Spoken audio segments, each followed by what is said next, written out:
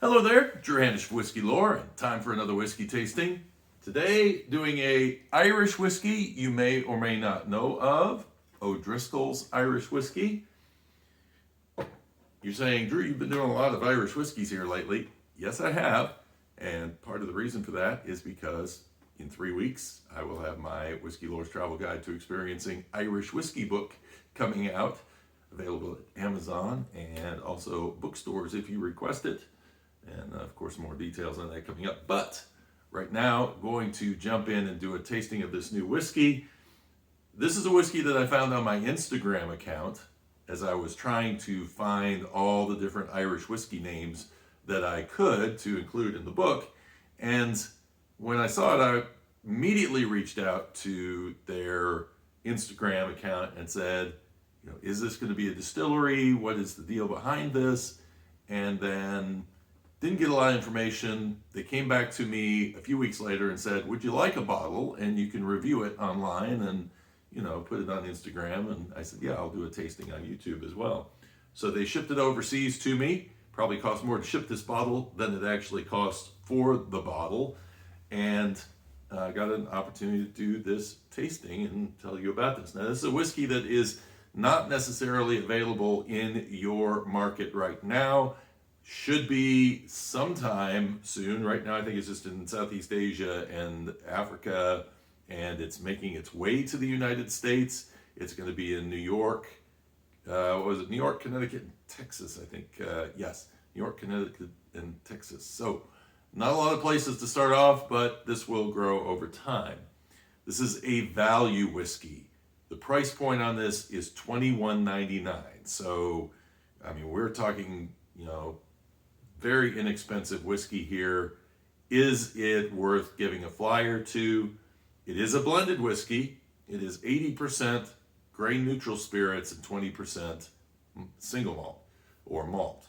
So that's a ratio that you probably would find in a lot of Irish whiskeys. I think to me, it's probably more about how high did they distill the grain neutral spirits, because they distill it very high at Jameson, up to 84%, mainly for the idea of making the whiskey as, quote, smooth as possible. This is triple distilled, says rich, smooth, and daring. All right, this is a 700 ml bottle. It is 40% alcohol by volume and says the Wild Atlantic Spirit on it. As I did a little reading into this, and there's a little explanation there on the back, that this is honoring the O'Driscoll clan and honoring their famous pirate ancestors, pirates and smugglers.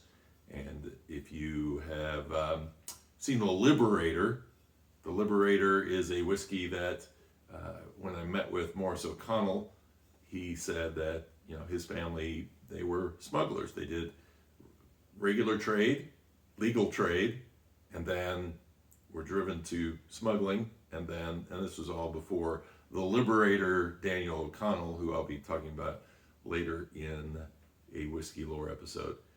Triple distilled, matured, and bottled in Ireland.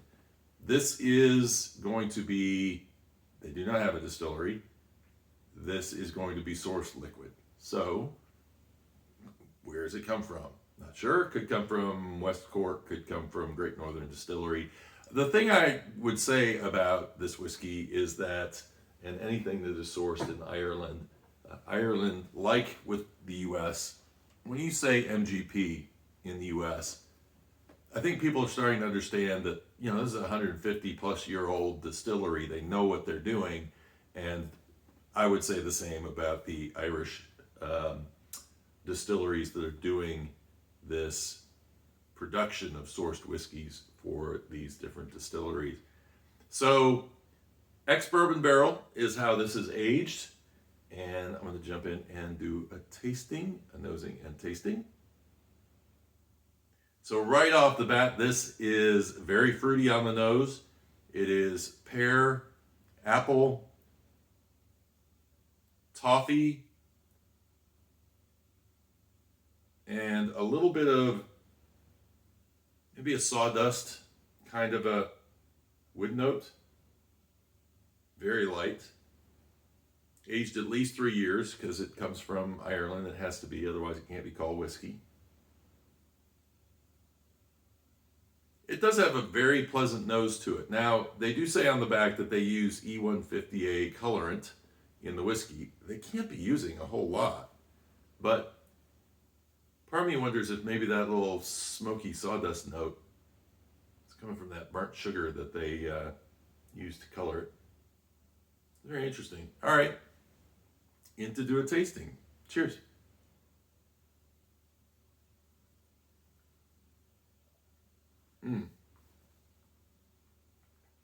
Apple comes through again. Toffee. Ooh, that's an interesting note. Almost like a little wine note comes in there. But then, okay, the butterscotch kind of stays on the palate. What's interesting is it has a mintiness to it. And the first time I walked away from sipping this, I started craving peppermint patties and York peppermint patties.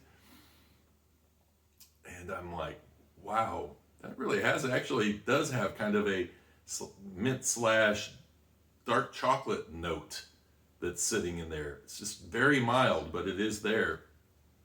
Got curious with this because at the price point, $21, I'm thinking about other value whiskeys from the Irish market. Jameson, I'm not a huge fan of Jameson. I would probably buy this over Jameson from the standpoint that there's like this solvent note in Jameson that I'm not a fan of. It turns me off of it. I mean, I can drink Jameson. If I'm watching an Irish movie, I will sit there, and if I have some Jameson around, I'll sip on some, because it's like drinking a Guinness. When I see somebody drinking a pint of Guinness, I want a pint of Guinness. So kind of that same thing, but it's kind of, to me, a mindless whiskey that you, when you're not really wanting to pay attention to your whiskey, but you want a whiskey, that's what you drink. This, to me, gets my attention a little bit more, especially the nose. The nose is very nice on this. Tried O'Connell, or McConnell's was another one that's a value whiskey. It costs more than this. Another blend. That one comes from Great Northern Distillery, and that one's sweeter. This one is a little drier. Yes, it's got all those fruit notes in it, but it's not necessarily an overly sweet whiskey. So really interesting. A little citrus and spice comes in on the finish as well. I got a little bit of that sort of citrus peel on the palate. Clean distillate, and that's why I say, you know, these distilleries that they're pulling these whiskeys out of are all good distilleries. The question is, you know, what did they pick? From what barrels are they picking? That sort of thing. So, hey, you know, I think this is a very good in terms of value. Overall, as a whiskey, it's a good whiskey, and you know, something that, especially at $21.99, boy, if you are short on cash, you know, I see this as a alternative to the Jamesons in the world, and maybe worth a flyer for you.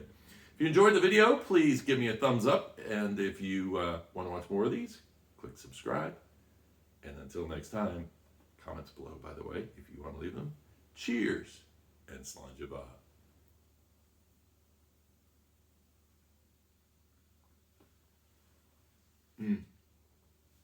It is light on the palate. It's not going to win on mouthfeel, but I think the flavor makes up for that. Yeah. There's a little bitter note that comes in there. It's probably the only off-putting note, but it's just mild, and it kind of goes with the apple, and then it dries out on the palate with that little peppermint patty note.